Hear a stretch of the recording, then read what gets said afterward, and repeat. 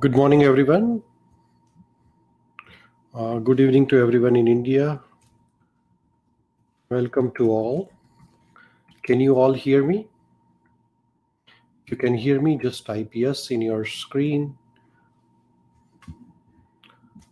Yes, thank you, Rupali. Thank you, Jennifer. Thank you, Anand.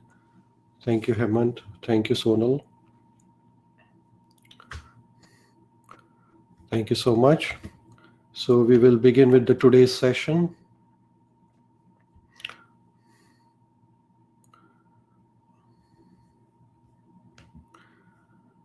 So before we begin, I just want to make sure all the technical aspects are covered here. Can you all see my screen there? Namaskar, Swati ji. Can you see my welcome screen there? Thank you so much. Yes, great. Thank you. So today we will cover third chapter of Bhagavad Gita. And before we begin, I don't know how to stop this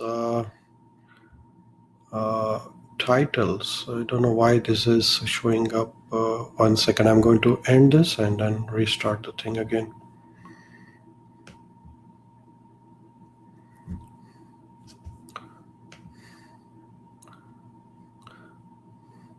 Okay, so we will begin our session with prayers, meditation on Lord, and the prayers are on the screen. You can repeat along with me wherever you are. Just sit straight, keep your neck in line with the back, keep eyes closed, and recite the prayers along with me. Om Namo Bhagavate Vasudevaya. Om Namo Bhagavate Vasudevaya. Om Namo Bhagavate Vasudevaya.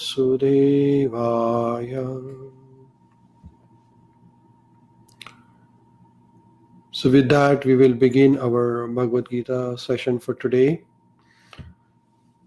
During the presentation, if you have any questions, if you cannot hear me, or if the sound or the video is not clear, or internet gets disconnected from my end, please type it in your chat box so that I can correct the technical difficulties at my end.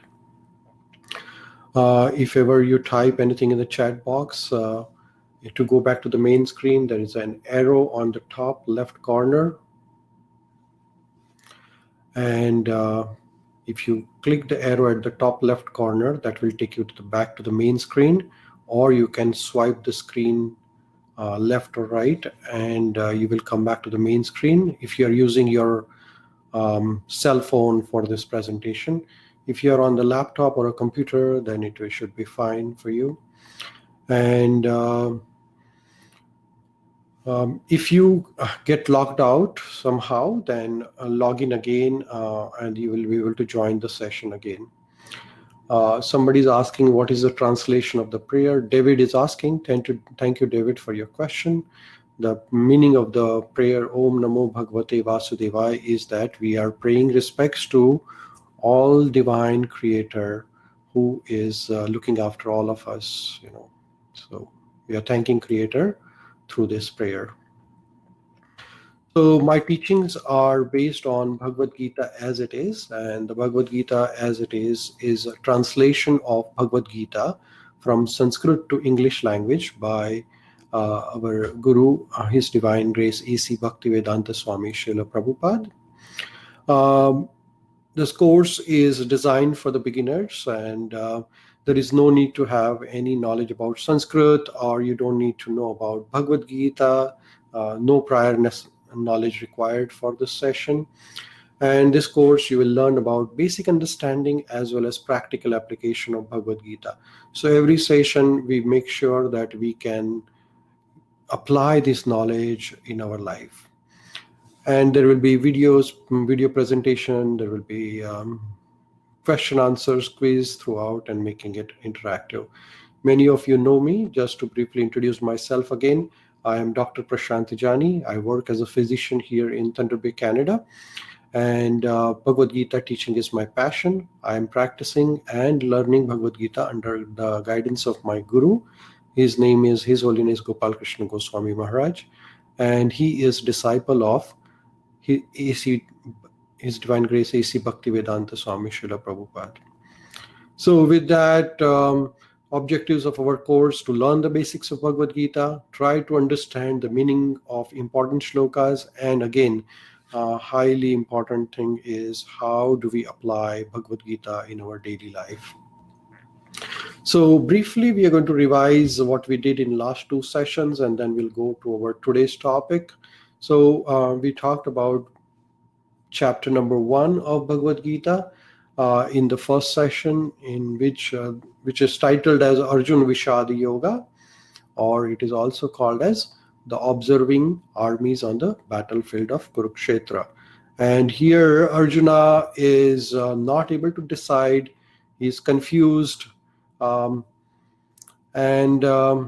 he is lamenting basically. So first chapter of Bhagavad Gita, there are two main concepts. First concept is arrangement of army on the battlefield of Kurukshetra in Mahabharata. So Bhagavad Gita is a conversation happening between two personalities, Krishna and Arjuna. And this is happening in Kurukshetra. Kurukshetra is a place in India where the battle of Mahabharata was fought. So then second point in chapter number 1 is Arjuna's compassion, confusion, and surrender. And we discussed in detail about what were the signs and symptoms of Arjuna, what happened to him. So this is shloka number 1 to 26 is all about arrangement of army, which describes about various fighters who have assembled, their name, their qualifications. All those are described in shloka number 1 to 26 of chapter number 1. And then shloka number 27 to 46 of chapter number 2. Chapter number 1 describes Arjuna's lamentation. And here is the conversation happening between two people, Dhritarashtra, who is a blind king, and Sanjaya, who has been awarded a divine vision, and he is able to see everything which is happening in the battlefield of Kurukshetra, where Krishna and Arjuna are speaking. So when Krishna and Arjuna are in the middle of the armies, Krishna becomes the chariot driver, and there is an army on both the side. Arjuna becomes compassionate, and he tells to Krishna that my body is shivering. I am not able to stand here any longer. My Gandiva bow is slipping from my hand, because he was nervous, he was confused. And then he starts lamenting in the first chapter of Bhagavad Gita. Lamentation, confusion, lack of decision making, fear of losing. We all have fear of losing. And this is what Lord Krishna is addressing in Bhagavad Gita: how to overcome fear, how to do our activities without fear, with our full dedication. People are usually worried about success and failure, whether I will be successful in my life, what will I get out of it. And people undergo depression. Recently, we heard about an episode where somebody underwent depression and committed suicide. And these things are very common nowadays. Kids in the grade 10, 12, they commit suicide in India. Is that correct? If you agree with me, just type yes or no. Do you all agree with this? That depression is increasing nowadays in society. Do you agree with me? Yes, everybody is agreeing. Yes. Absolutely, absolutely. Thank you so much. Yes, mental diseases are on rise actually. The mental disorders are like in 3 in 10 people have one or other mental disorder. Arjuna had a mental disorder at that time, which was a depression. Arjuna is a classical case of depression here, where he is crying, he is lamenting, he is confused, he is not able to take decision.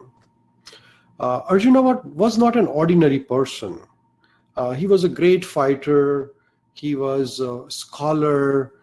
He had he was from the royal family, so no lack of money. And we saw in the recent episodes people with everything what like a common man can think as a dream. These people, successful people, have those. Still, they succumb to pressure. They succumb to um, some sort of a environmental or socio-economical pressure, and they take wrong decisions, and that can happen with anybody. Nobody is immune to this. When Arjuna can have it, we are insignificant as compared to Arjuna. So then Lord Krishna speaks Bhagavad Gita, and Arjuna overcomes his depression, and he says that I'm going to fight this war no matter what happens. And Arjuna wins the war, and the outcome we all know about it.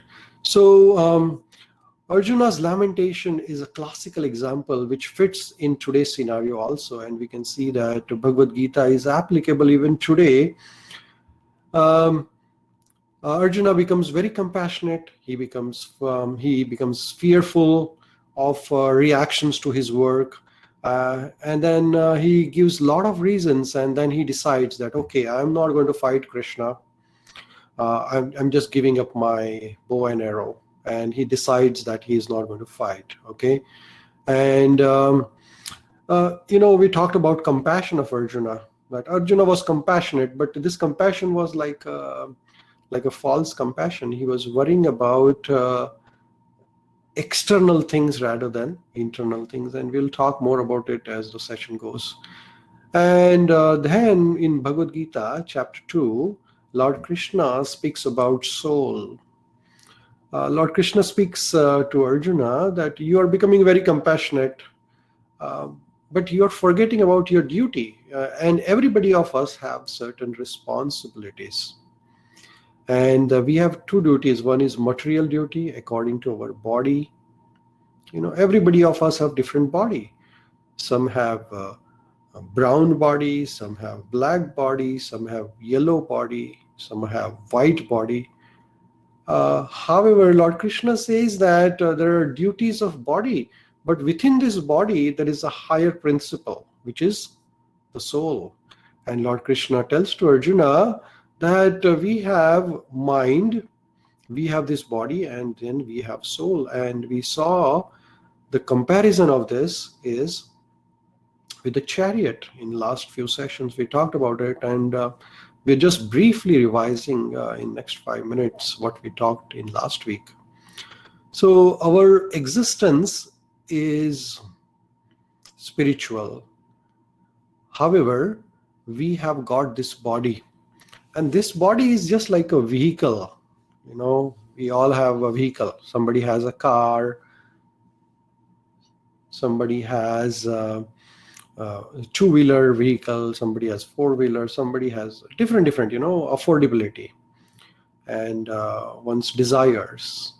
So we have different vehicles. Similarly, this body is a vehicle in which we are traveling. So Lord Krishna says to Arjuna that in this vehicle of body, there are senses. There are 5 senses: eyes, nose, ear, tongue, belly, skin. So all these are senses, and they are just like horses which are driving our chariot. Now these horses need control, and mind has to control senses. And we have seen that, and we have experienced in our life also, that mind becomes so much powerful, and that is the cause of mental disorders. Actually, Arjuna's cause of depression was because mind overtook everything, and mind becomes so much engaged in worrying about. Function of mind is to think. Mind always thinks, and mind even thinks when we are in sleep. So Lord Krishna is saying that this mind is very powerful and you have to control it with intelligence. Sometimes mind will like to do certain things which are not good for your health, not good for your existence, not good for society, not good for anyone actually. So with the intelligence, we have to control mind. And then Lord Krishna says that we all are spirit souls. And when we die, Lord Krishna says in Bhagavad Gita, 13th, second chapter, 13th shloka, he says, as the embodied soul continuously passes in this body from boyhood to youth to old age, the soul similarly passes into another body at the time of death. A sober person is not bewildered by such a change. So we all undergo change in this body. Sometimes we are small. When I was 5 years old, my body was different. When I became 15 years old, my body became different. When I became 25 years old, my body became different. So we are continuously undergoing change. Change is a constant phenomenon. So we should not be worried of change actually. And Lord Krishna says that similarly, at the time of death, we change our body. So Lord Krishna says that changing of the body is compulsory. We all are going to leave this body. And one day or other, we have to transmigrate from one body to another body. And then take another body as per our karmas. And we did talk about karma in the last session. However, we are going to explore the concept of karma again today, like little bit in briefly, and then go to the chapter number 4. And if time permits, then we'll talk about more topics from Bhagavad Gita. So before we go further, if anybody has any questions, I think does intelligence same as buddhi? Yes, Sonal has a question. And buddhi is the same as intelligence. So we have, all of us have mind and intelligence, but we cannot see mind, we cannot see intelligence. And that is why one of the reason of mental disorders, which are sometimes not curable, is because we cannot locate mind, we cannot locate intelligence. However, we can perceive them through our actions. People who doesn't have mind on their in a proper place, we call them nonsense. Sense means organs, and brain or mind is also one of the organs. Like we have a liver, we have kidney, we have eyes, all these are our senses and organs. And they can go bad actually. Like there can be a disease in the heart, disease in the liver. Similarly, mind is also one of the organ. Only thing is that it is a subtle organ. So as every organ is susceptible to disease, mind is also susceptible for disease. And same is our intelligence. All these are subtle organs, which means that mind and intelligence are there within all of us, but we cannot see them. That doesn't mean that they don't exist. So as we take care of our body every day, we do exercise, we do running, jogging, we do eat food. Similarly, we have to take care of our mind and our intelligence. If we don't care of our mind, then one day it will get a disease. And that is mental disorder. And depression, maniac disorders are rampant increasing just because we don't care about your mind. And mind care, mind your business, we say. But what do you mind your business? Your business is to take care of your mind, actually. So we can say mind your mind, actually. Hence, Bhagavad Gita is a sort of an exercise for all of us to understand our existence and explore with intelligence and train our mind according to the principles of Bhagavad Gita. So one of the questions which we are going to explore today, have you ever wondered why do bad things happen to good people? Yeah. Why do good people suffer? If somebody has done good every time in their life, why do bad things happen? Or why do innocent people suffer in their life? Children we've seen with deadly diseases. And uh, we we see this happening everywhere, actually, and I've seen it time again and again. There is a question here by Swati. Can we say soul as an organ which is immortal and passes into another body? Soul is not an organ, Swati. Soul is we ourselves, and we ourselves have this organ as a subtle and gross body.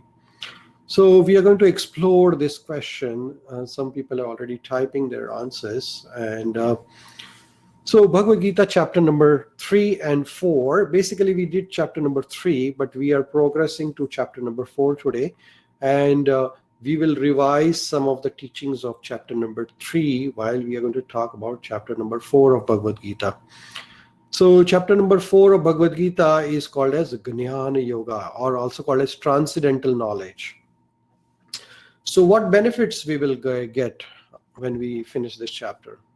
So first is that our clarity of thoughts. We do our daily activities, we all go to job, school, colleges, we do business, but sometimes we don't have clarity of thoughts. Clarity of thoughts helps us to improve our performances. So it will give us the clarity of thoughts while we perform our daily activity. Second is we become stress-free. People, they work very hard. Everybody works hard. I've seen it in Canada, in India, lots of people, people do their best, but still they are stressed. And why is that so? Because they worry about too many things. So Lord Krishna is going to guide us that how we can do our work in day-to-day life very clearly with the clear thoughts. While doing work, when we have clear thoughts, then we become stress-free because we have now clarity of our vision. And third is that after learning the Bhagavad Gita chapter number 4, our mind and our soul, everything will be purified, and we will progress towards the chapter number 5, 6 after finishing chapter number 4. But these are the foundations of Bhagavad Gita, and we're going to learn that little bit in depth. So as I say, chapter number 4 is called as Jnana Yoga or Divya Jnana Yoga. It's also called transcendental knowledge. Divya means transcendental. Now, just to revise briefly, we talked about Arjuna was suffering, Arjuna was lamenting, Arjuna was not able to decide. And why was that so? Because Arjuna was lacking certain knowledge. And after gaining that knowledge of Bhagavad Gita, Arjuna overcome this suffering, lamentation, decision. So it was the knowledge which Arjuna acquired. And after acquiring the knowledge, Arjuna transformed his behavior, his thought process, and hence knowledge is the key. For all of us to progress in our life, we need to have knowledge. Knowledge is just like light. When you are in the darkness, you cannot see. But when there is a light, we can see. So knowledge gives us a light. It gives us a direction. It gives us a bigger picture. So we need knowledge, and that is what Lord Krishna is going to talk in Bhagavad Gita, continuing his discussion on Karma Yoga on chapter number 3. Now, there are two types of knowledge usually. One is called as material knowledge, and another is called as spiritual or transcendental knowledge. And the title of Bhagavad Gita chapter number 4 is Transcendental Knowledge. So we all have material knowledge. What does material knowledge include? So material knowledge is all related with body. So how can I get better food? How can I get better facility? While a transcendental knowledge is, or spiritual knowledge, is all about soul. So material knowledge, the question for the material knowledge is, how can my body be happy? And the question for transcendental knowledge is, or spiritual knowledge is, how my spirit be happy? Now let's explore this further. So we all get happiness by eating, Some people eat vegetarian food, some people eat non-vegetarian food, whatever it is, But people are usually happy after eating. And one thing is, this tendency is common among animals also. Animals also eat, whether meat or vegetarian food. Then with the material knowledge, what do? We find better facilities for sleeping. And animals also sleep. They also find the better facilities. With the material knowledge, we try to have a better family life or mating, which is their common tendency in animals also. And we fight, nowadays there are fights between different countries, So this is all material knowledge is about. Material knowledge is all about how to improve our sleep, how to improve our food, how to improve our living or accommodation, how can I have a better house, better facility, everything better material, That's all material knowledge deals with. And what we do is, in our schools and colleges, I want you to type, what do we learn in school and colleges, material or spiritual? I just want to have your input. Yeah, absolutely. So everybody is saying that material knowledge. All the schools and colleges, they teach material knowledge. And material knowledge is supposed to make us very happy, actually, right? So with the material knowledge, then we have all these facilities. Nowadays, people have all the gadgets. Everybody has computer, cell phone, and you name it.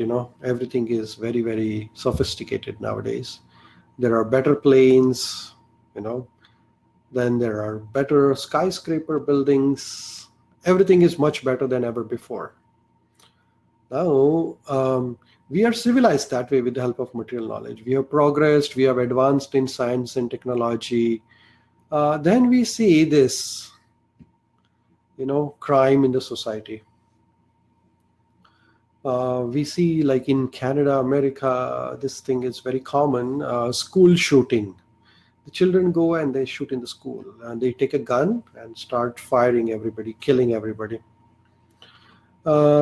We see suicides are going up and up and up. There are like 5 million people commit suicides every year. That's a very big. People are committing all sorts of crimes. Drugs sales are on rise. And we say we are civilized. How come we are civilized when this was not happening 5,000 years ago? 5,000 years ago, there was no shooting in the schools. 5,000 years ago, this didn't happen. Not many people took drugs or all those crimes happening in the society. There's pain everywhere, we can see people dying with all sorts of diseases nowadays. Corona is the recent addition, but there are lots of problems, And then there is a starvation. Some people in the world, if we see in the African countries, there's a lack of even pure water. And then we say we are civilized, we are progressed, we are very much advanced. But this thing is taking us down, and then the death. People are dying because of war, crime. We all want to be happy and healthy, but we can see that cancer is rising very rapidly, actually. I work at the cancer center, and we have a brand new hospital here, which was built in 2005. And now, within 15 years, the hospital has its full capacity. I mean, there is always called gridlock, which means that there is no more patients you can admit.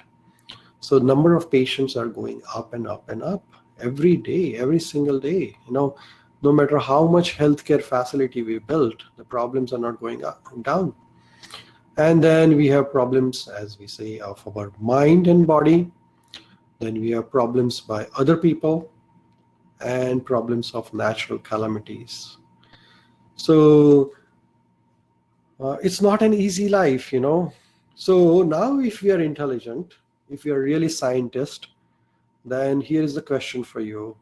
How can we stop these sufferings? Can we ever stop this? Let's see. How many of you think that we can stop this? Just type yes or no. Okay, Sonali is saying no. Rita is saying yes. Sonal is saying no. Yes, with knowledge. Harsha is saying yes, yes, yes, yes, yes. David is saying no. Helen is saying yes. By building self strong. Nikhil, not sure. Charu is saying. Hari Kumar is saying no. Trupti is saying yes. Yeah, so I can see that there is a mixed reaction here.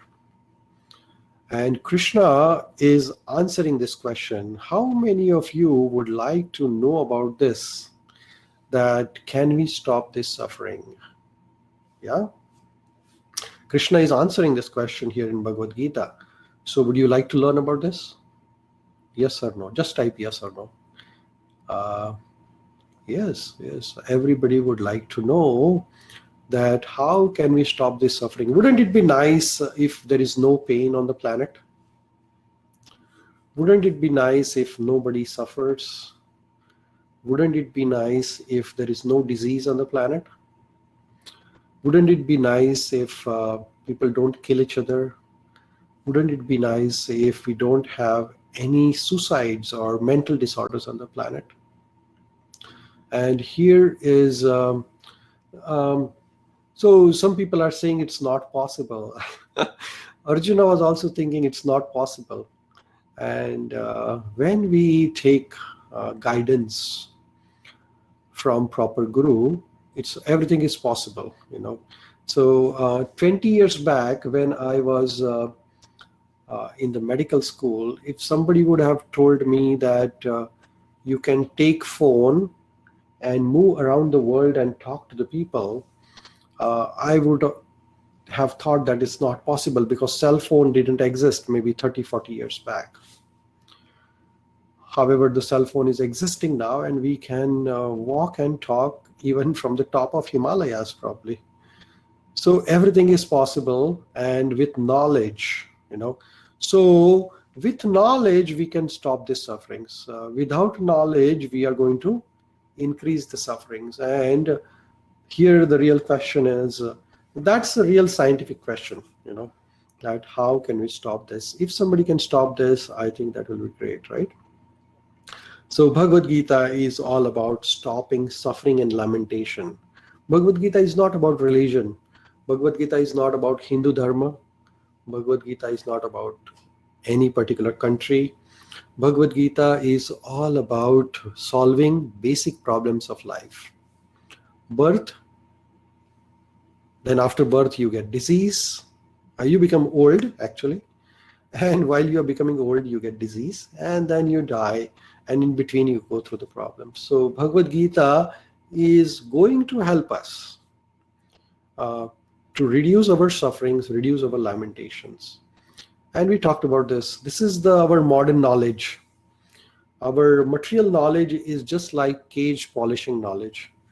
That with the material knowledge, we are polishing the cage but we are not looking after the spirit inside it. And that is the one of the main reason we are suffering actually. So that is what Lord Krishna is telling us in Bhagavad Gita about the spiritual knowledge. Lord Krishna tells that we are just like passenger in this vehicle. And as the car and the drivers are distinct, we are, body and the soul are distinct.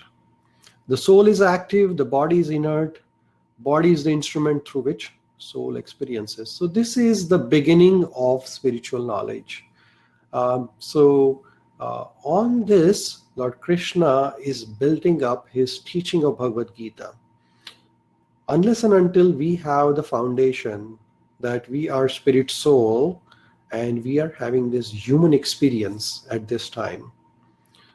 Some of us have experience in different types of bodies as a human being.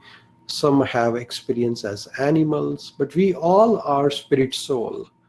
A soul in insect and a soul in human is same.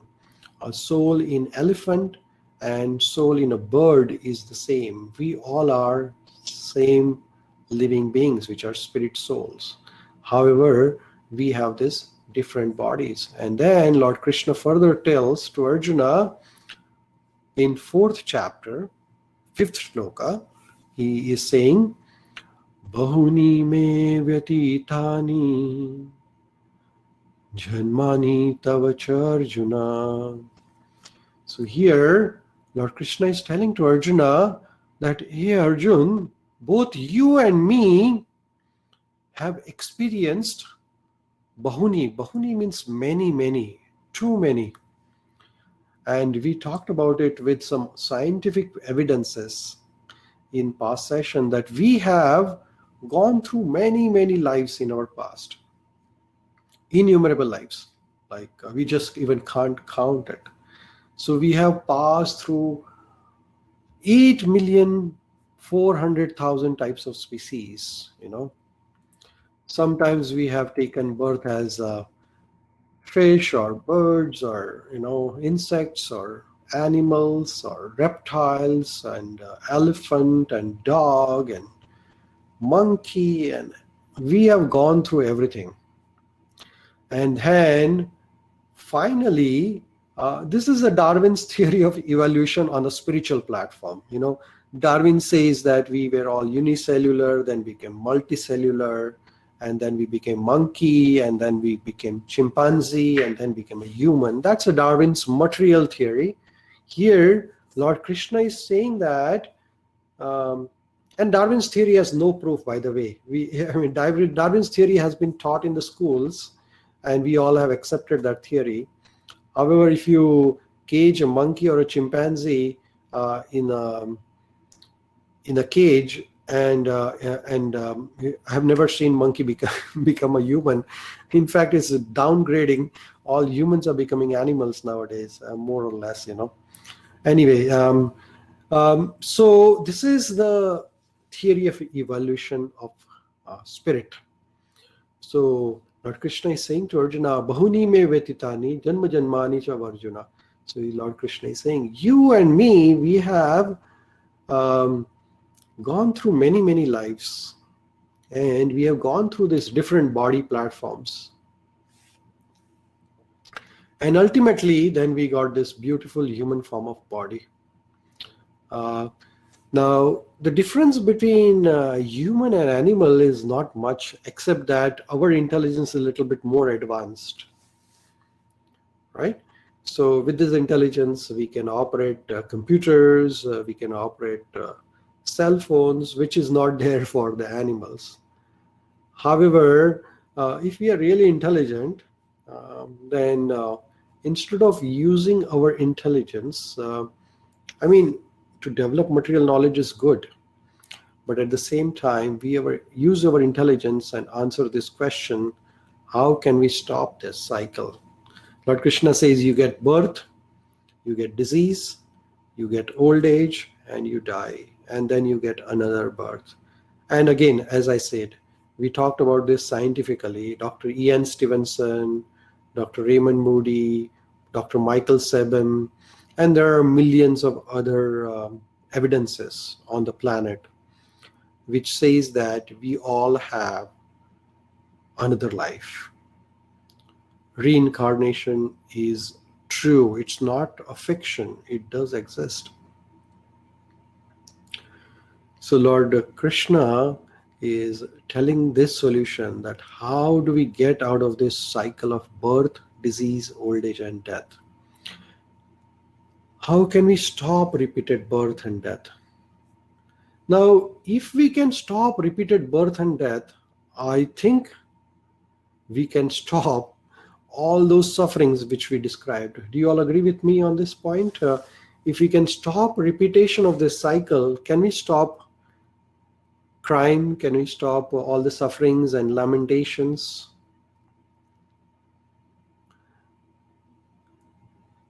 Everybody's saying yes. Yes. Oh, Anjali is saying no. Okay. Everybody is saying yes. So you see, this is compulsory. To get birth in the next life is compulsory. You can't stop this unless and until you have the knowledge. We all are going through this cycle. Whether you believe in the reincarnation or you don't believe in the reincarnation. However, you have to go through this cycle. And science has helped us. But even after getting scientific evidence, if you're not convinced, then the laws are the laws are the laws. Sometimes you are driving on the highway and you make a mistake and a police stops you, and you can say that I was not knowing the law of traffic. That is not an excuse. You will have to pay penalty. Similarly, whether you are aware of this principle of reincarnation or you are not aware of this principle of reincarnation, punarjanma, we all have to take another birth unless we know how to stop this repeated birth. Now, what is the driver of this repeated cycle of birth and death? Why do we have to take repeated birth and death? And the answer to that is this point, is karma. So Lord Krishna talks about karma in 3rd chapter, 4th chapter, and 5th chapter. And we talked about karma in last session, that karma is the basic thing which will lead us to repeated birth and death. So if you do good karmas, you get good body, good birth. Most of us who are here assembled in this session, we are very lucky actually, because we have good parents, we have got good education, we are born in a country with a lot of wealth or opportunities. We have a very good family. We have good children, wife. We have got good job. We got good money, good intelligence. All of our organs are intact. We have no problems at this time. Probably some other smaller problems, but no major problems at this time. And that is because of some good karmas we have done in past. Some good karmas we have done in present. And some have not this opportunity. And karma is a very subtle principle actually. And Lord Krishna says in Bhagavad Gita, chapter number 4, 17th shloka, Lord Krishna is saying to Arjuna, I'm going to recite this Sanskrit shloka for you. Maybe you can try to recite. Would you like to learn a little bit of Sanskrit? If you like, please type yes. Would you like to learn a little bit of Sanskrit here? Yeah, of course. Yes, that's good.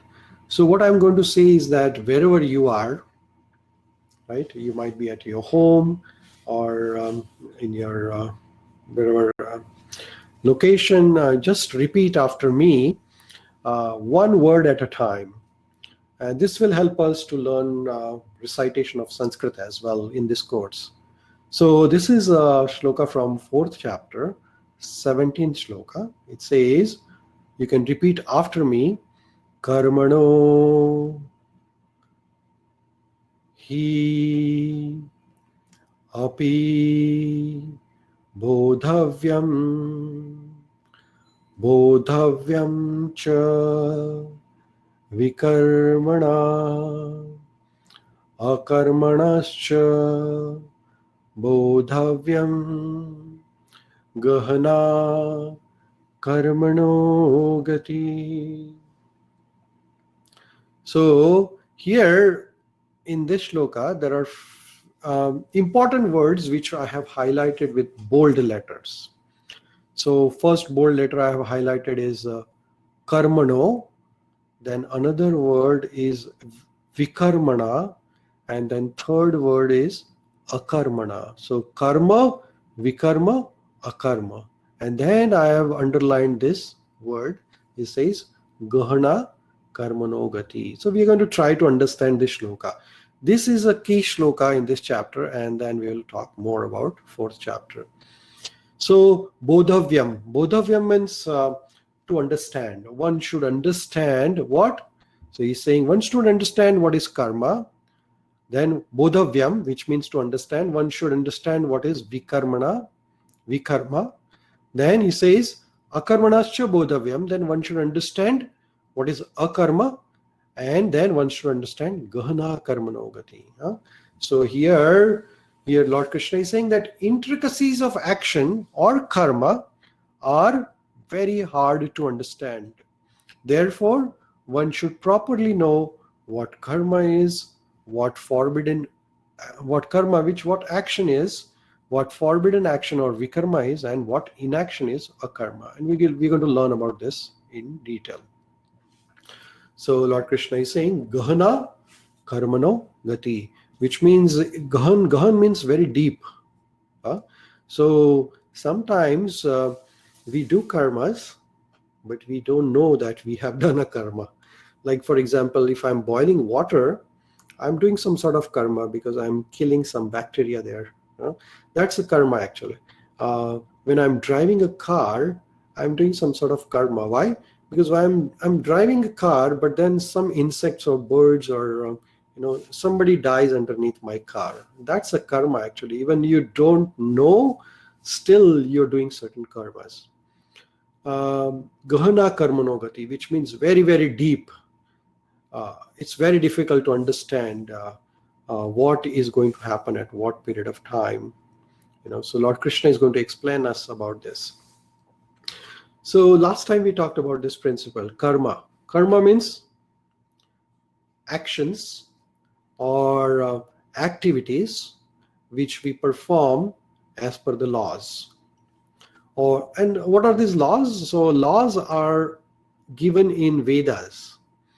Now there are laws for human beings. There are no laws for animals. Have you heard any laws for animals? Like, does cow has an law for traveling on the road?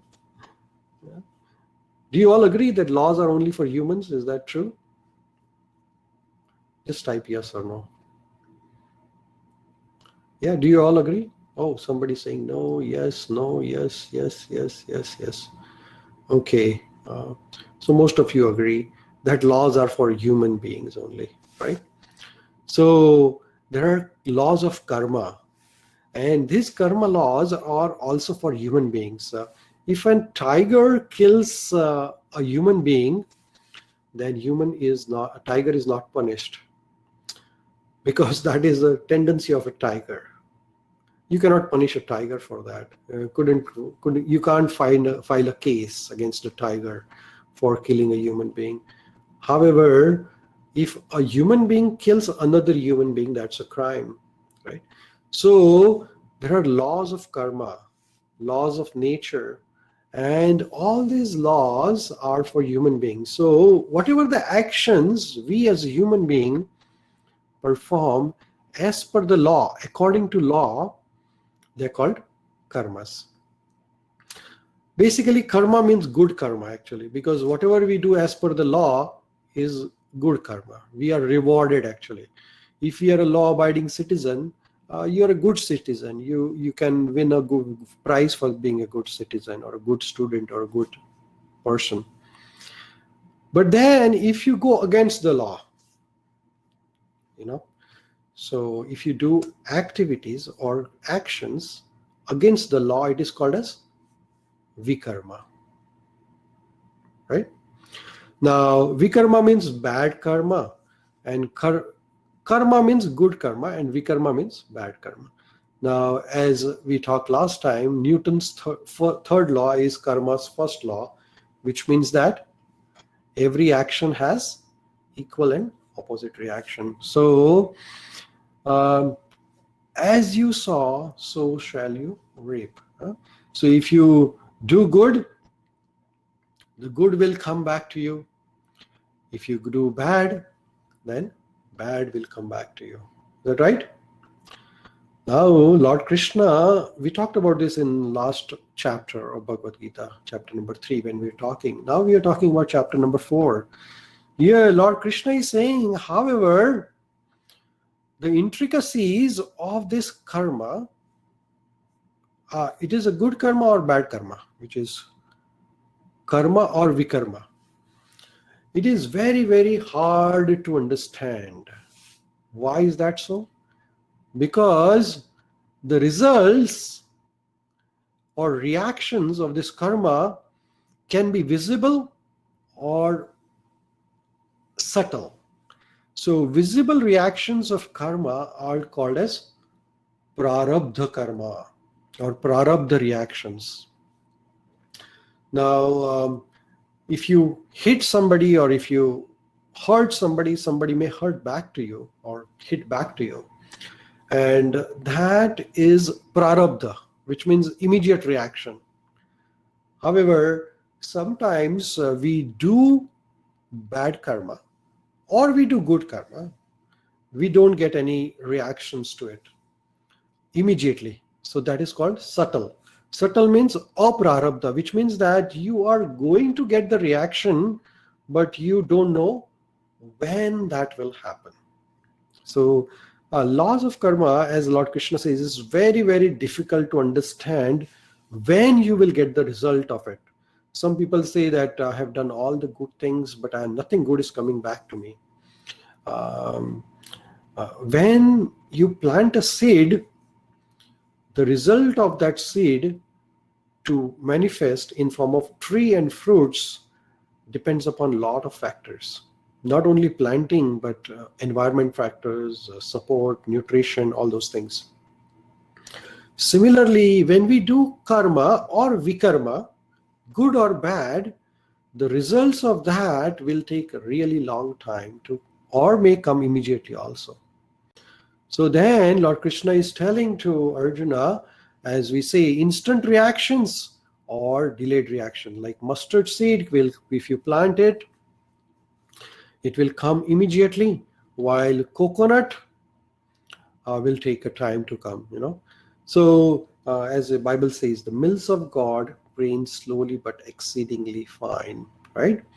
So Bhagavad Gita chapter number 3 ultimately comes to this conclusion that if you are involved in bad karmas, which means whether you are killing animals or you're killing anybody, intoxication, if you're gambling or your illicit relations, all these are against the laws. And if you do that, then you will get karmic reactions. And according to Bhagavad Gita, we can degrade actually. From human life, we can go to the lower form of life, or we might get another human life and we suffer terribly. So that is the law of karma. And it is said in the scriptures that Durlabha Manava Janma Labhiya Sansare, which means that the human life which we have acquired is very, very rare. After going through those laws of karma, laws of nature, after going through that transmigration of through 8,400,000 type of species, we have got this human form of life. And then we have this question, How can I get out of this repeated birth and death? How can I stop my sinful activities? So that answer is given in the shloka, akarmanascha bodhavyam. So if you see this third line, Lord Krishna says akarmana. And that is the answer to our question that how can we get out of this repeated birth and death cycle is in this line. Akarmanascha bodhavyam. So what is the akarma? So we are going to learn about akarma. So vikarma is work performed against the law. Karma is the law, work performed with the law or as per the law, and both of them have reactions. However, akarma has no reaction. So you do your good karmas, but you don't get results. If you do good karmas, then what happens? That to get the benefit of this good karma, you have to take another birth. And we all have done some good karmas. That's why we have taken the birth. In a good family, we have good results, we have good background, good opportunities. And if we do bad karmas, we get the birth according to that. However, whether you get good birth or the birth according to your karmas, whatever the body you get, you have suffering. Sufferings are compulsory. Everybody has to go through this problem of disease. Everybody is going to get disease. Everybody is going to get old age. Everybody is going to die. So whether you are born in a good family or a very different type of families, you all will go through this. We all will go through this. We all need this. We are all in this together, right? Is that right? However, if we do akarma, then we don't get good result or bad result. I mean, we are not doing any bad karmas when we are doing akarmas. However, when we are doing akarmas, we are doing good karmas without any results to it. So what happens now? Your account is zero, right? You're not doing bad karma, so your negative account is zero. And you're doing good karmas. However, you're doing these good karmas as per the principle of akarma. So your positive account is also zero. So you have no negative account. You have no positive account. So everything is becoming 0, 0, 0, 0, 0, 0, 0. So now your account balance is zero. So you get another birth because of either positive or negative account balance of your karma. However, when your account balance is zero, you don't get any karma. Now, Rupali is asking a question. Could you provide some examples of a karma? Rupali ji, we are going to talk about examples in next few minutes. So just stay tuned. Okay. So what is this akarma is all about? So whatever we do, whatever karmas we do this karma in the mood of sacrifice or yagna. So if I am going to act as a, say, student, I will be doing my work as a student as a sacrifice or a yagna, which means that in the mood of detachment or karma without attachment. Now, what is this karma without attachment? Karma without attachment means that trying to prove that you are the one who are doing everything, or trying to take all the credit, right? We all try to take the credits, but in the akarma principle, we do the good karma. Like for example, I'm helping someone. Okay, I give some donation or give charity, or this is a good karma as per the laws of karma. However, when I'm giving this charity or I'm helping somebody, I'm thinking, oh my God, what a good work I have done. I deserve some recognition now. So people should appreciate me. People should give me respect now because I'm doing all the good now. However, in the akarma principle, what we do is that we do good which is as per the laws of karma. However, we say that, okay, I am able to do this good because God or Creator or Krishna has given me this facility.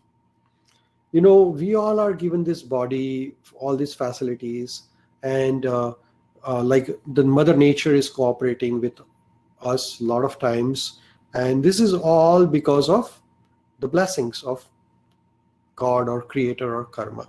So when we are doing akarma, we try to give the credit to others or to the Creator or to the God, like rather than taking the credit and putting you in the center of the stage. Here in the akarma stage, we do all these karmas, but we do as a sacrifice or yagna, which means most of you might have seen the sacrifice or yagna. There is a fire in the center, and everything we put in the fire. Om Swaha, Om Swaha, Om Swaha. So similarly, we do our karmas every day. Like say, mother is cooking food for family. Now here, mother is cooking the food, but she is making this food as an offering for Almighty God or Supreme, and she is making this food as a service attitude, not as an attachment that, okay, people should appreciate my food or people should say good things to me. Similarly, when we do akarmas, we do karmas for the pleasure of higher authority. Like as per Bhagavad Gita chapter number 431, Krishna is asking Arjuna, you act as a fighter. And when you act as a fighter, you fight this war for my pleasure. Right? So you fight this war, but you fight it for my pleasure. Then you will not get any reactions. That is called akarma. And we are going to learn this more. Lord Krishna is saying that Nayam loko asti ayagnasya, which means that without sacrifice, one can never live happily in this life. What about next life? We all know the importance of word sacrifice. Sacrifice is in Sanskrit translated as yagna. And yagna can be different types. We usually know yagna as a fire yagna or fire sacrifice, but there are different kinds of sacrifices. And we are going to learn about different types of sacrifice. But Lord Krishna is saying here that make sacrifice or detachment as part of your life. So whatever you do it as in the mood of sacrifice. That I'm going to do this not for my pleasure, but for the pleasure of Creator or for the pleasure of humanity at a large. So that is what is all. So here Lord Krishna is telling that yagna kashpita kalmashaha, which means that when you do yagna, then yagna kshapita kalmasha, which means that when you do yagna will purify you slowly and slowly. When we start sacrificing our comforts, our conveniences for the pleasure of Supreme, then we start becoming a little bit purified inside. So now instead of I thinking about myself, now I'm thinking about humanity at a large. Now, let me tell you one thing. Let me ask you one thing. Who was the fourth president of America? Anybody knows that? Does anybody know who was the fourth president of America? Or does anybody know who is like a second highest person who is richest on the planet? So we don't know. So many kings, so many presidents, so many prime ministers have came and gone. Everybody has died. So many kings came in India. India was rich of so many kings. So many kings came and died. The reason of asking this question to you is that so many people came and left this planet. They died actually. However, we always remember the people who have done sacrifice. everybody will remember Mahatma Gandhi, even after 5,000 years also. Why is that so? Because Gandhi lived the life of sacrifice. Everybody coming thousands of years will remember Mother Teresa, because Mother Teresa lived a life of sacrifice. And in ancient India also, we have many famous kings like King Bharat, King Yudhishthir. We remember them because they lived the life of sacrifice. We don't remember those who have never sacrificed anybody. You know, sacrifice is the basis of life. If we all think about a larger picture of life, then a mother does a lot of sacrifice for the family. A father does a lot of sacrifice for the family. So everything is sacrifice actually. Mother will not sleep but make the child sleep. Mother will suffer but make the child comfortable. So here Lord Krishna is saying that the sacrifice is the basis of all the karmas. So whatever the karma we do, if we do it in the mood of sacrifice. Now somebody is asking a question, is sacrifice means ahuti in the yagna? Sacrifice is a process, yagna is a process, and ahuti is the part of it. So here we are making our whole life as a yagna. Our whole life becomes yagna, and whatever the activities we do it as a sacrifice, right? So here Lord Krishna is telling the result of sacrifice. When we do our karmas as a sacrifice, then it cleans us of sinful reaction. So now if I'm cooking vegetarian food, of course I'm vegetarian, so I'm going to cook vegetarian food.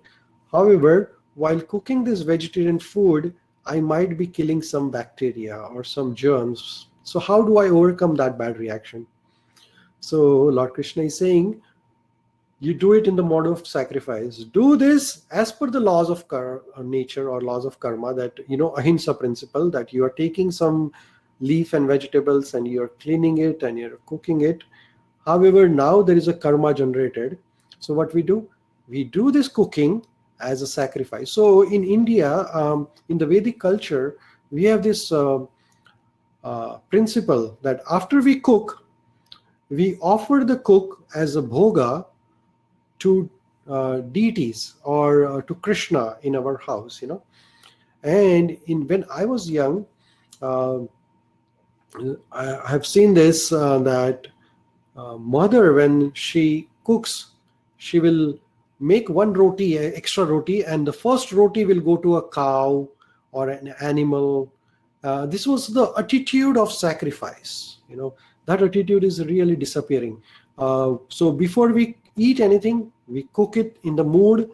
Our mind is very important, the consciousness. So we cook it in the mood that, okay, I'm cooking this food and I'm cooking it for the pleasure of Supreme, or the pleasure of God or Krishna. And then after we cook it, even if it's a vegetarian food, we offer it as a sacrifice, or we offer it as a bhoga to Krishna or Creator. And we say, please accept this offering. This is my sacrifice for you, and then I'm going to take it. Or you can offer it mentally also, that, okay, God or Creator, thank you for giving me this apple. You can't make the apple in the factory. Can you make an apple in the factory? Not possible. So that apple is given to us by Creator. So we say, thank you for giving us, and I'm taking this apple as an offering. So here Lord Krishna is explaining further, there are different types of sacrifices you can do. First sacrifice Lord Krishna is explaining in chapter number 4, 25 to 33. Here he is explaining about Dravya Yagna. Some people have a lot of money, so they will like to give money as a sacrifice. Then Tapa Yagna, austerities. Then he talks about Yoga Yagna, mysticism. Swadhyaya Yagna, sacrifice of study of knowledge, on study of Vedas, and yagna, jnana yagna. So there are different types of yagna or sacrifice Lord Krishna has described in Bhagavad Gita, chapter number 4. And as Lord Krishna says, yagna is the basis of life. Sacrifice is the basis of life. So then, what are the types of sacrifices? So 5 different types. First is dravya yagna. So some of us have little extra money. We have, if we need $5 and we have $50, what do we do with another $45? So we keep it in the bank or we invest somewhere so that it multiplies. However, Lord Krishna is saying that if you have little extra, just give to somebody who might need it as a sacrifice. And while doing that sacrifice, we don't have to think that I am doing it. I'm able to do this because Creator, God, Krishna, has given me this little extra. And I'm able to serve on His behalf, So here, while doing this sacrifice, our mental status is of giving credits, not taking credits. So we don't want any recognition. We don't want any name, fame. Then it becomes a karma. The moment we expect result out of this, it becomes karma. And when you do karmas, you get results, you get another birth, and you have to go through this suffering of cycle of birth, disease, old age, and death. However, if you do the same good karmas with attitude of detachment, that I am able to do this because of the blessing of Creator. I had no money before and now I have this money and I'm able to do this. For example, like if you go to a bank and you withdraw the money from the bank, you go to the teller, the person who is giving you the money, and you ask him, you give him your card, and you withdraw your money from the bank. Does the person who is giving you the money, the teller, says that I am giving you money? No. He is just delivering you your money. And the money doesn't belong to the teller. Similarly, all the resources on this planet, they belong to not us, It belongs to God. It belongs to Creator. It belongs to Krishna. And we are just in the process of delivering it, but we don't take credit for it. So that is Dravya Yagna. Then there is a Tapa Yagna. Lord Krishna is talking about Tapaha Yagna, which means austerity. Which means there are 4 basic austerities we can do as a human being, which is not possible for animals. So one is intoxication. If we don't drink alcohol or smoking or even any type of addiction, one of the addiction which nowadays people have is coffee. In America and Canada and in India also, there is a tea addiction. People drink tea left, right, and center. Everybody wants tea. It's an addiction actually, and tea is like a tannic acid, and coffee has a caffeine. Now they are stimulators, which means that a sort of addiction. And coffee has been proven to be associated with some cancers. And tea in tannic acid in the tea has inhibitory effects on your body. Actually, it prevents the absorption of iron while you drink it. So they are sort of an addiction. So no addiction, no gambling. We see people go to casinos and lose a lot of money. And meat eating, no meat eating, and no illicit relationship. So all these are tapaha, which means sacrifices. Then Lord Krishna is talking about yoga yagna, which means Lord Krishna is talking to Arjuna that there is another type of yagna you can do, which is in chapter number 4, 27 to 29, is talking about yoga yagna based on Patanjali Sutra. Now, Patanjali is the book of yoga, and here Lord Krishna is telling that there are different types of airs within the body. This is called prana, apana, vyana, smana, and udana. All these airs, there are different types, and these 10 different types of airs are controlling the soul. So when a yogi does Patanjali Sutra Yoga, basically he tries to free our soul or Atma, which is entangled in this 10 different types of air. But again, this is very complicated. Patanjali Sutra Yoga, um, we do it, but you have to do a lot of tapasya, lot of control, lot of self purification process. So very difficult processes. So all these processes of yagna which are described, like first is we talked about dravya yagna. Some of us even don't have money. We don't hardly make money enough to pay our bills. How can we donate? We don't have money. Then it's very difficult to control the senses also nowadays. You can't go to the forest and do all the yogas. Then Lord Krishna is saying that if you're not possible, then you do Swadhyaya Yagna, which means you study Vedas.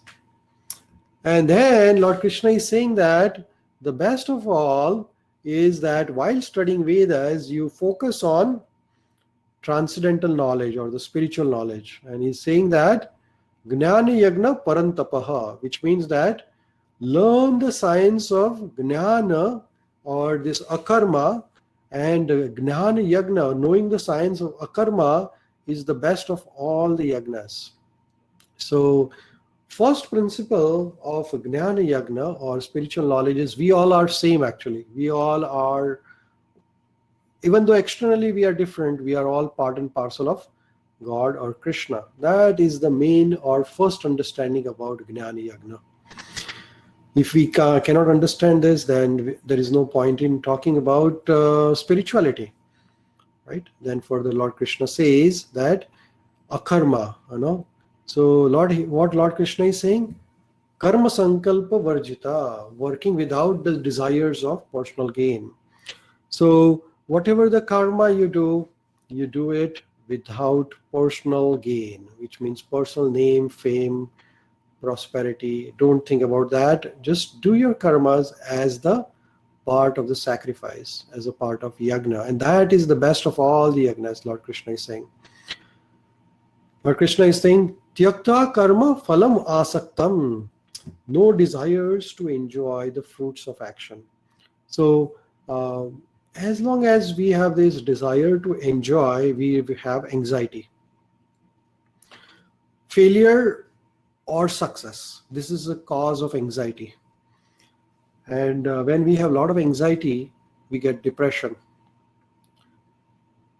right?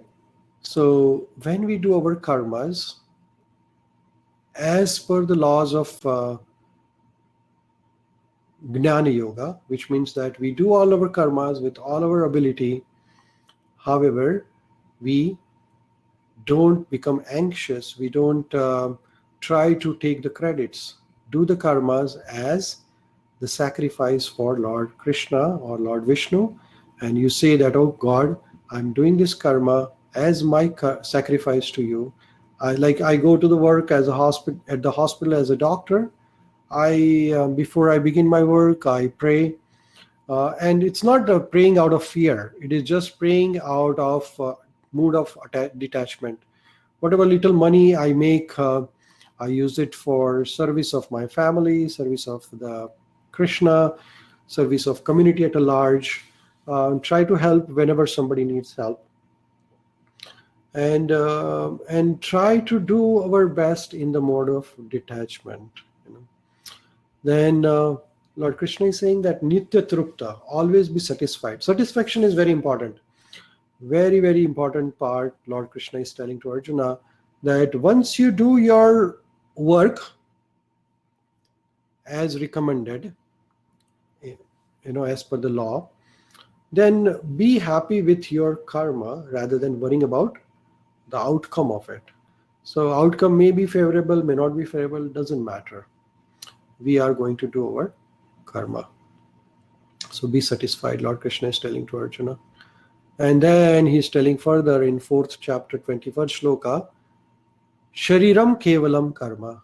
So this is another important principle Lord Krishna is talking. He's saying that we should do whatever is required to maintain our body. If we need to go to work to feed our family, we have to do the work. We can't give up the work, So, but then do whatever is required minimum. Don't become crazy behind material possessions. That's the idea of the whole thing.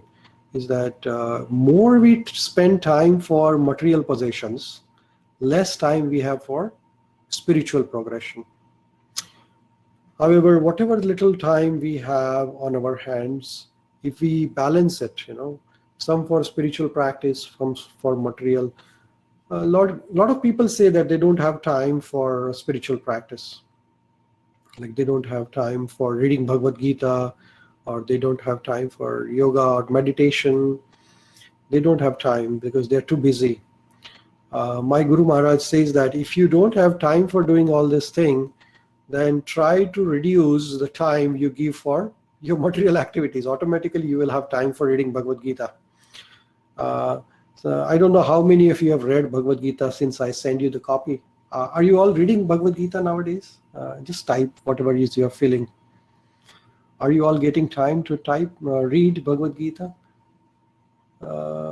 Some people are honest, they are saying no. Some people are honest, saying yes. Some people are not yet. Yeah. Started, not yet. Yeah, a lot of people are reading actually, and some people are thinking about it. Wonderful. Thank you for being so much honest. I really appreciate it. Many of you have started it. That's a good beginning actually. And if you try to explore why we are not getting time to read Bhagavad Gita, you will understand that we are spending too much time on other things which are not related or not required even. I don't know, but most of us spend some time on the social media, Facebook, and all those things. Maybe we can take out some time from there. Average time on the social media is about 2 hours. A lot of people spend a couple of hours on the Facebook or WhatsApp. So maybe we can take out some of that time and read Bhagavad Gita. But then some people are working and doing a lot of work, like they have to go for business or job. Maybe we can reduce some time from there, because this body is not going to last forever. So no matter, even I'm a doctor in this life, when I die, the next life I will not be a doctor. That is for sure. That is for guaranteed. You might have double PhD or whatever the title you have, but as soon as you die or we die, our body dies, all the titles are finished. Or I might have $1 million in my bank balance, but then that bank balance is not carried forward. What is carried forward or what counts is your spiritual activities, your spiritual knowledge. And this is mentioned in Bhagavad Gita, that even you progress 10% in spirituality in this life, in the next life you begin with 11%, not with 0%. However, if you have done maybe PhD in this life, next life you have to go back to the kindergarten. The idea here is that if you do akarmas, then again you don't have to take birth again. But if you can somehow or other you cannot finish that journey, then try to spend some time for the spirituality. That is very important.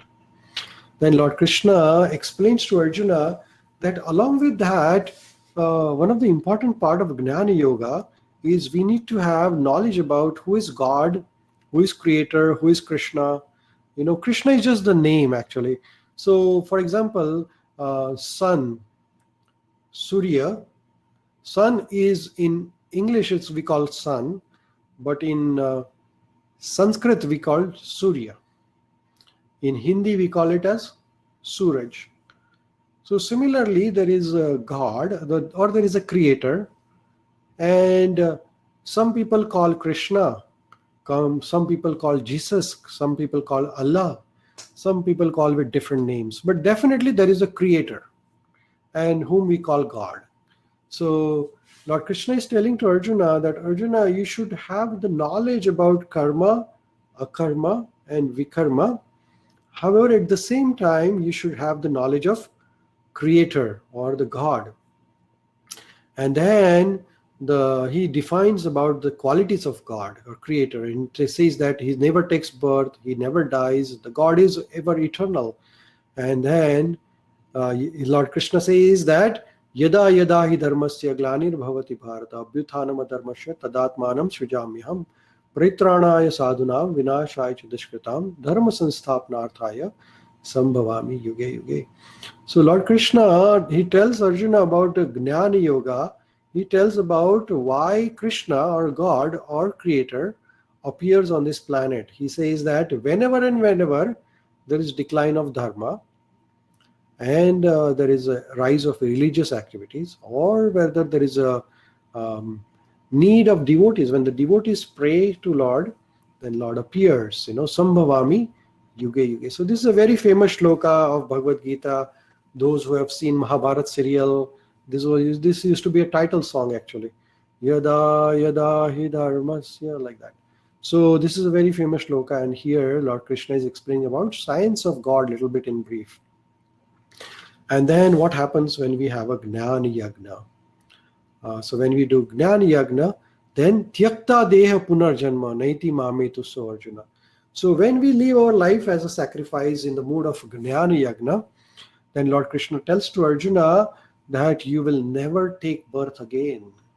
So if we live a life of sacrifice, if we do all the karmas as in the mood of akarma, in the mood of sacrifice, then we will never get birth again. So here Lord Krishna says that na punar moham. If you do Jnana Yogna, then you will never get confused, because now your thoughts are clear. I am just on this planet for some years. I am having a human experience. My life here is to serve others as a sacrifice. I'm going to live my life, and I do not have any attachment, or I do not have any expectation of getting name, fame, prosperity. It is all just part of my life. I am going to be here for some time and leave this. If you go to a movie theater, and you sit on a chair, do you take the chair with you? No, you just leave the chair, you see the movie, you finish the movie and go home, right? Similarly, we are in this human experience, and even though you have name and fame, you're not going to carry forward. What you will carry forward is your karmas. Hence, Lord Krishna is telling to Arjuna that if you do your activities in the form of akarma, then you will never get confused and you will not get attached. And then he says, 4th chapter, 30th shloka, kalmasha. It means that you get freedom from sinful reaction. So these are all results of akarma, or acting in the mood of Jnana Yoga. So now then Krishna explains to Arjuna that if you want to really know more about Jnana Yoga, then you should approach a guru. Tadviti pranipatena. So you must have a guru. One needs a guru. Everybody needs a guru. And you have to approach guru, then take the shelter, then be humble to guru, ask the questions to guru, follow the instructions, and your guru can be your mother, your father, it can be your friend, or it can be Bhagavad Gita also. So just to summarize, before I summarize, let me ask if you have any questions here. Let's see, Sonali has a question. But Jnana comes at a certain age. Before that, we have done karma and vikarma. So what about that? Very nice. So even you start acting from now onwards in the mood of akarma. Lord Krishna explains to Arjuna in Bhagavad Gita, Arjuna, you don't have to worry about your past karmas. I will take care of it if now onwards you start acting in the mood of akarma. Then, once we surrender and then we accept Guru, then Guru will take care of your past karmas. However, you don't create another bad karmas, then you are trapped in the cycle. So whatever we have done is done, but now onwards, if we start doing akarma, then we will prevent this cycle. Can you explain the fifth akarma?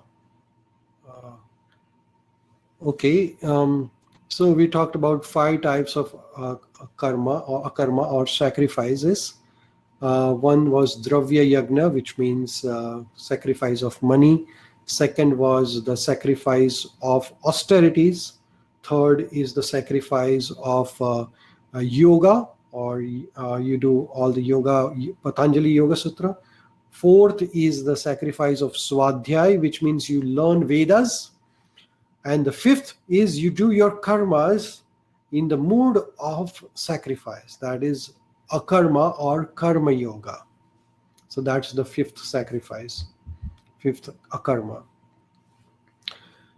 So seems like nobody has any question.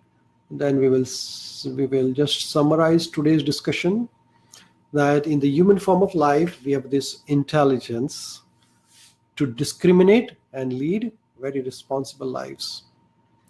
And if we lead a responsible life following the principles of Bhagavad Gita, we cultivate the knowledge, associate with saintly people, sacrifice, and perform austerities, we will gradually be elevated on the spiritual platform. We'll get out of enviness, greed, lust. All these are diseases of mind, actually. Greed is a disease. I don't know, but most of us are greedy. So if you want to really get rid of this, then we have to practice. There's a question here. Still want to difference between akarma and vikarma. Oh, okay. Vikarma is a bad karma, and akarma is a good karma without attachment. I hope that helps, Atulji. You said advancement of transcendental knowledge still needs clarity on this. Okay. So advancement of transcendental knowledge means that knowing about your spirit, knowing about the soul. Second is knowing about the karma. Third is knowing about akarma. And fourth is to put it into practice. Hari Kumar ji is asking, why is it said that parents will get impacted due to the sins of children? Well, parents do get affected. Everybody gets affected. If somebody does something wrong, everybody around us suffers. So in that sense, but real responsibility lies on the person who is doing the karma. Seema is saying it's also vice versa. I couldn't understand that question, Seema ji. Ghazla is saying parents don't get punished, I hear. Yeah, I mean, parents are just witnessing. They suffer. If a child commits a crime, of course, parents are going to feel bad. They go through suffering, but real karma is on the person who is doing it. Okay, what happens to the soul when there is no rebirth? Absolutely, Sonal is asking this question. So that is going to be the moksha principle, which we are going to talk further in Bhagavad Gita. When the soul does not take birth on this material world, then soul goes to the spiritual world. It travels to the spiritual planet. That is called spiritual loka. Do the children suffer due to parents' sin? It's not a direct suffering, but indirect suffering. If a parent does something wrong, if a father does something wrong, everybody has to suffer in the family. Do the children suffer? Okay, karma is our own balance. Absolutely. Parents' scenes affect children. Yes, to some extent, yes. How do we know that karma are carried forward to the next birth? So we can see this. The question here again, the first question we ask is why bad thing happens to good people. Some people have not done anything bad in this life, but then all the bad will come to them, and the reason being is that there is a balance left over from somewhere. you know so Ghazali is saying nirvana is similar to moksha. Yes. How to work for moksha? So as we said, just do whatever we are doing, whatever, like if you are a mother, take care of your family. If you are a father, go to job, whatever you have to do. Or if you are working in a factory, or you're doing a business, or you're a student, whatever is your responsibility, uh, act in the mode of sacrifice. Act in the mode of sacrifice, that I am able to do this because of blessing of Krishna. So this is all in the sacrifice of Lord Krishna. Just even mental attitude changes. If you want to change something from outside, you have to change the thing from inside. Because if you change something outside and nothing is inside, then the outcome will be the same. But if you change from inside, then outcome will be different. So we have to change our mental process. It's a consciousness process, and constantly thinking that I am able to do this because of blessings. Blessings of my parents, cooperation of my family and friends, and it's an attitude of gratitude which will make our life beautiful. If we don't give gratitude, then we'll become arrogant and our life will be miserable. So then the question is, what are the comments on making amends in the previous life through hypnotic regression? What are your comments on making amends in the hypnotic regression? Well, hypnotism is sort of a treatment nowadays. However, it is like getting over your fear of past life. Does it means it 100% to do it with 100% purity? It doesn't mean we are not. Purity is the outcome. Again, whatever the work you do, purity is the outcome of this. So we are not worrying about the outcome. We are worrying about the process. We are thinking about that I'm doing this. I'm able to do this because of blessing. I'm not trying to achieve the result. Result is a byproduct. If you do good, the byproduct is that good will come back to you. But you are not doing it just because the good will come back to you. You're doing it because you want to do it as your duty, as a sacrifice. Then Sonal is how to help people who are in depression. First of all, if you really want to help somebody, then compassion. And the compassion is you're compassionate, so you want to help others. And then compassion on the physical ground, compassion on spiritual ground. So if somebody is looking for some sort of a physical help, we can provide them that. But again, ultimately, if we can give them knowledge of Bhagavad Gita or involve them in the process of spirituality. I will share you my experience. One of my friend had a depression, and when I visited India, he was behaving something abnormally. So I asked him what happened, and he told me that he's really under depression and he's having these anxiety attacks. And then I started talking to him. I started listening to him first. Compassion, we need to spend some time for them. And then I told him about Bhagavad Gita, and he got interested into it. And now he's teaching Bhagavad Gita. So a lot of people go through this. So giving Gita knowledge is really good for people who are with depression.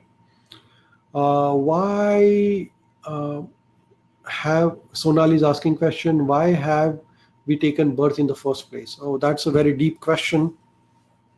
So let me answer that briefly. We all are spirit souls, and we have taken this body, but we were So with this body, actually, one quality of this body is that this body is designed for this material world, on the earthly planet.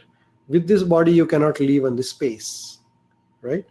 If you go to moon, then people wear different suits because the body is not designed for that particular type of environment. Or if you go on the water, you might have to wear a special type of dress to go underneath the water, like a scuba diver. So our human body is designed for this earthly planet. And why is that so? Because it is said in the scriptures that sometime or other, when we existed as a spiritual entity on the spiritual world, we had this desire to get enjoy. And if you have a desire to enjoy rather than sacrifice or make Lord happy or Krishna happy, if you have a desire to be happy by yourself, then you need a body. And Lord Krishna was kind enough to give you the body. So then we don't know what will be our next birth. Does it depend upon karma? Yes. This life, current life, will decide the next life. So whatever you do in this life, your karmas will decide the next life. If the body we are having designed for the material body, material world, is it not right to have the material pleasures? Okay. The idea is that no matter how hard you try to enjoy, there are always sufferings involved in the enjoyment process. And our idea is to get out of this cycle of birth and death. Our idea is not to get entangled in this repeated cycle of birth and death. So, I mean, as long as, like, if you are enjoying as a president of America or prime minister of India, but then disease is compulsory, death is compulsory, and the problems in your life are compulsory.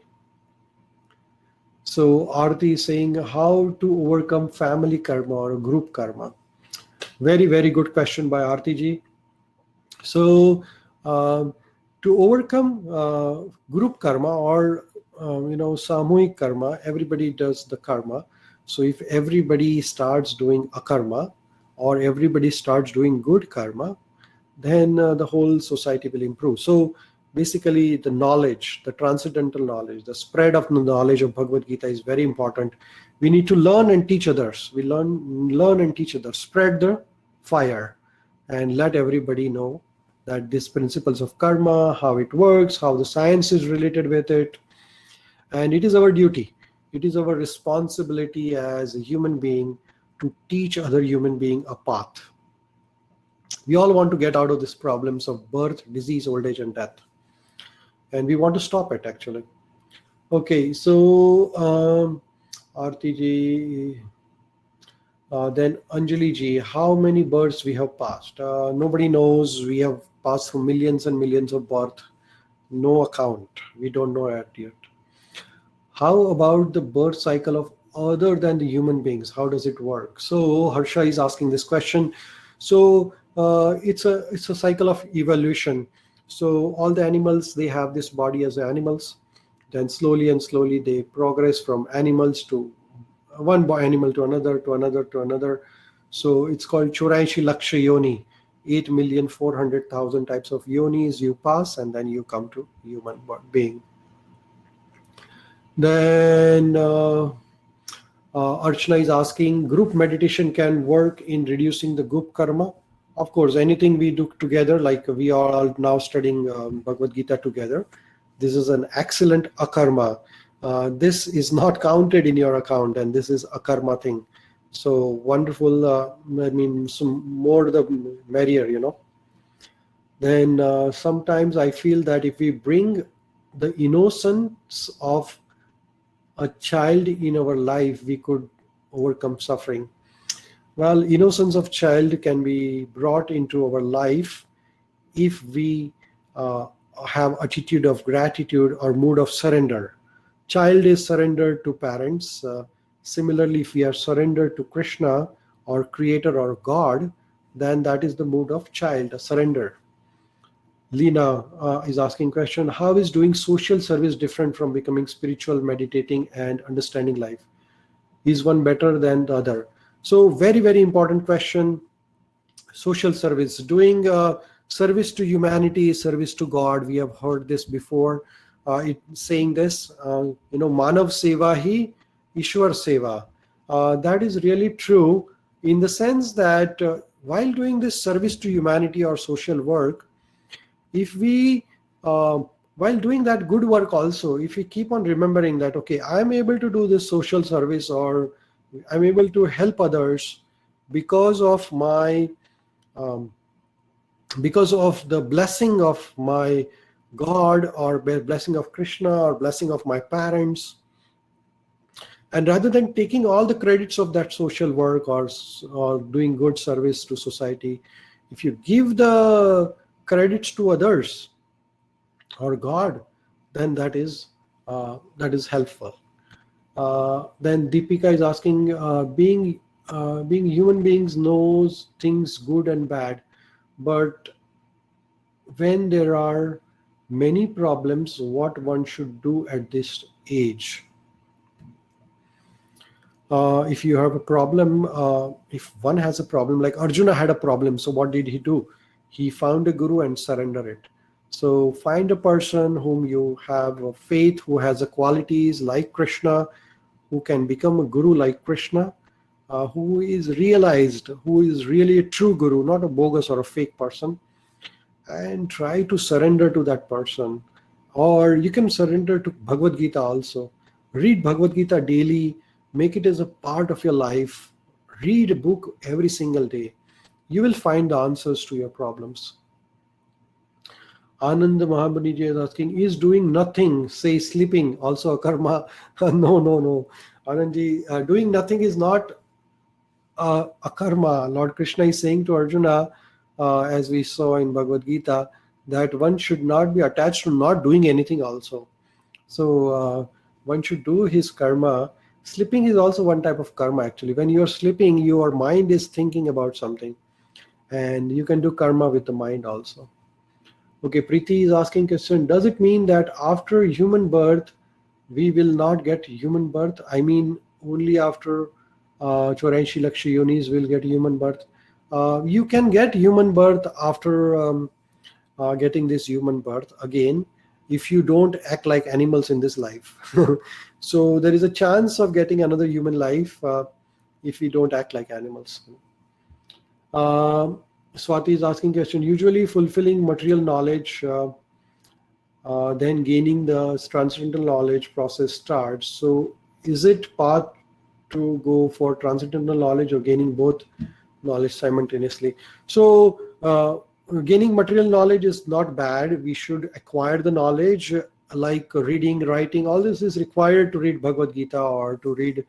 So material knowledge we can convert into transcendental knowledge or spiritual knowledge. For example, I'm using this microphone here. This is a material thing. I'm using the computer here, which is the material thing. I'm using the internet here. This is a material thing. However, I'm using it for spiritual cause. So you can have a material with the spiritual vision. I can use the same thing, internet or a computer, for something else, but I'm using it for study of Bhagavad Gita, spreading the message of Bhagavad Gita, which is a karma, which means it doesn't create any balance. Hemal, the world population is so and so, now it is increasing. So how many new souls come in this world in Kali Yuga? So Hemalji, your question is correct. The population is increasing. However, the soul is always transmigrating. And it is not only transmigrating into different yonis in this planet, but there are innumerable planets. There are planets like Sun, Moon, Mars, so many planets, and there are living entities on all the planets. There are now, NASA is giving a proof, they're finding the proof actually, that there are living entities on different planets, and they do exist. So some entities might travel from this material planet to another planet, and depending upon your karmas, you can transmigrate to different planets.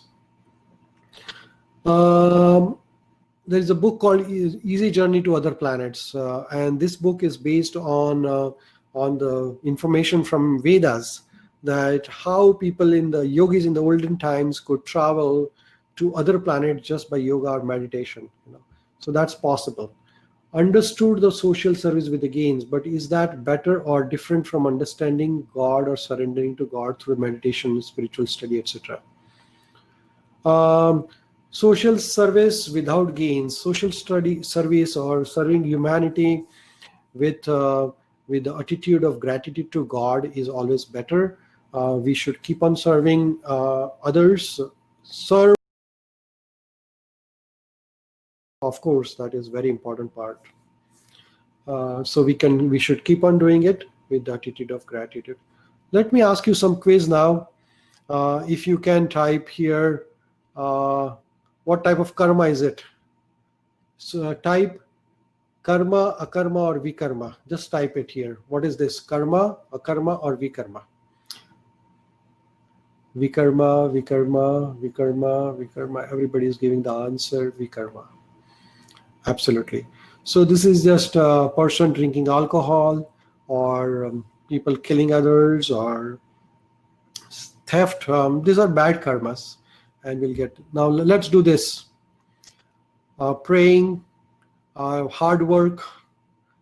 What is this? Karma, akarma, or vikarma?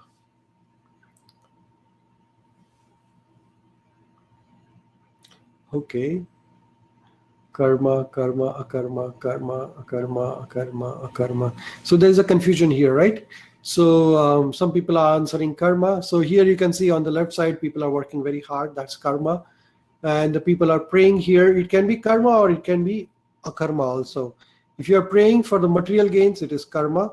But if you are praying and you're saying that thank you so much for giving everything to me, I'm able to do this because of your pleasure, because of your blessing, then it is a karma. Let's have this one. What is this? Karma, akarma, or vikarma? Saving a child. A soldier is saving a child. What is this? Karma or vikarma or akarma? Karma, absolutely. Okay, some people are saying akarma. Okay, this one is karma. Now somebody is donating somebody. Is it karma or akarma or vikarma?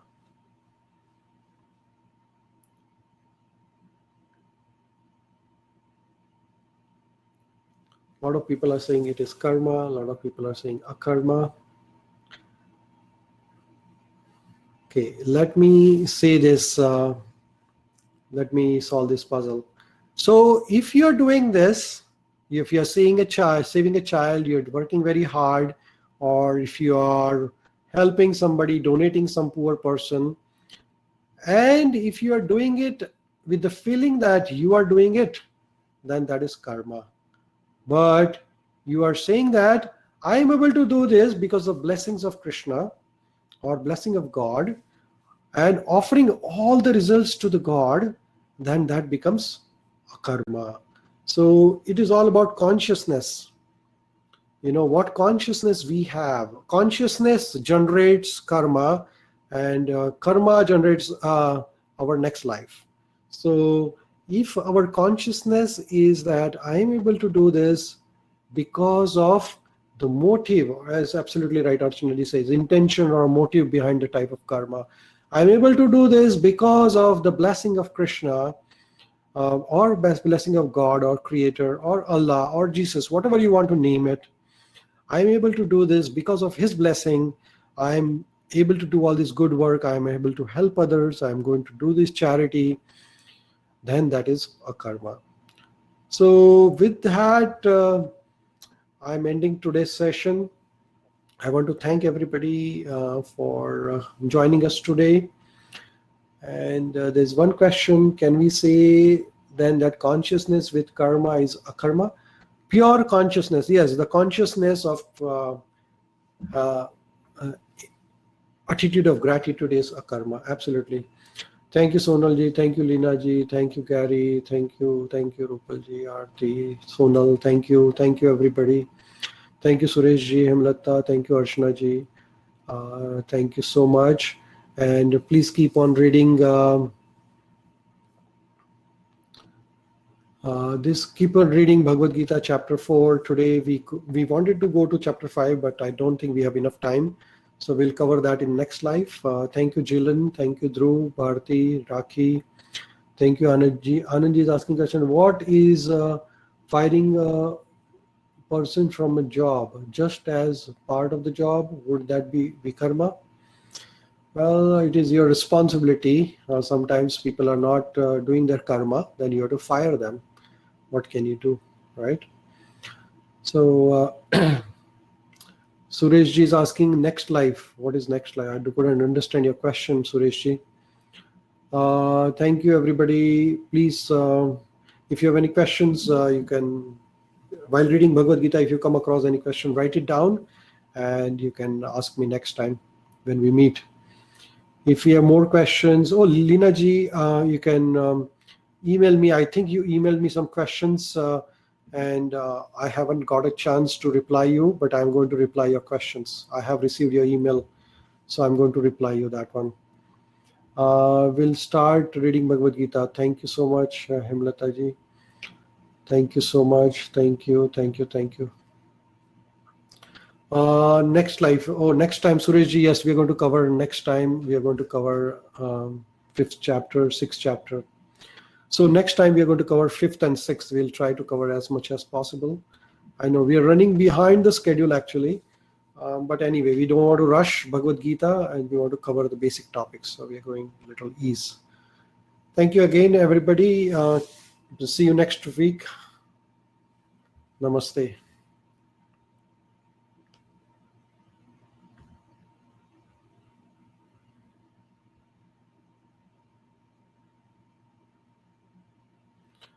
Can we do faster recaps so that we can cover more things? For sure, Lina ji will try to do faster recaps.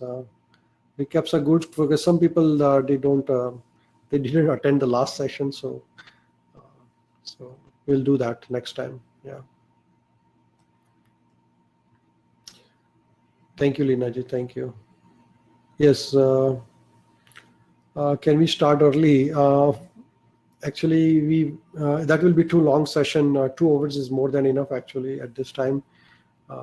More than 2 hours will be really stretching actually. So we'll try to cover as much as possible. Thank you so much. Thank you. Namaste to everyone. I'm ending the session. We'll see you next time. Thank you. Bye.